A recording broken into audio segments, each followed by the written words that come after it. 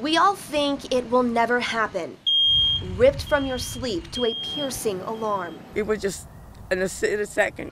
Terrifying flames and a thick black smoke choking your lungs. It went up so fast it's not even funny. For most survivors, the smoke lingers in their memories.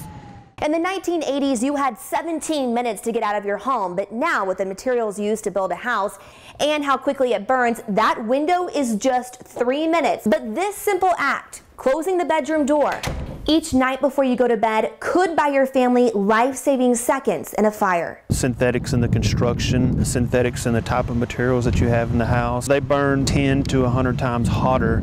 Kevin Ivey with Lubbock Fire Rescue says when synthetic material burns, it creates a more toxic smoke. Firefighters have long known a closed bedroom door keeps smoke out and the heat away.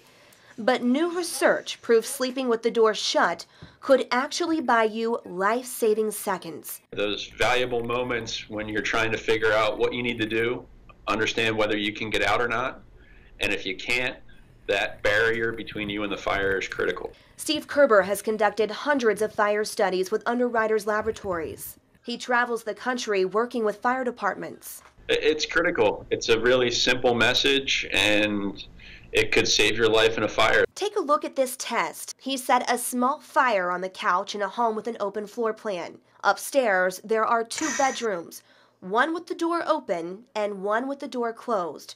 A minute and a half in, smoke is pouring into the room with the door open. At 3 minutes, the room is filled with toxic, thick black smoke. You wouldn't be able to see the hand in front of your face at 3 minutes. You wouldn't be able to breathe. At 5 minutes, the entire house is pitch black, but in the room with the door shut, there is still visibility. There's still air. Firefighters suited up at a state-of-the-art training facility to show you the science behind a closed door. 6 cameras covering all angles, including the view from a firefighter. Captain Scott Archibald. What we have is the proper fuel. All we need now is the proper heat for ignition. Lit a flare. What you're going to see is ignition. And set a small flaming fire using wooden crates and straw. As the fire continues to grow, it's sucking the oxygen from the room. He shuts the window and the door. This smoke's going to start to build and the heat's going to start to build. Outside the room, there's barely any smoke in the hallway. You can breathe.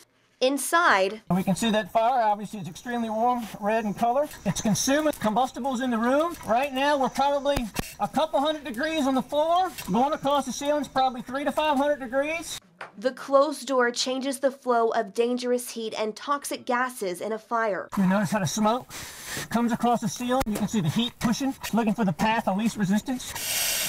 It was 1,000 degrees outside the door, and in the room inside it was almost down to 100 degrees. So if your door wasn't shut, it would be 1,000 degrees all the way through. In a fire, it's the smoke that often kills, long before the flames ever reach you.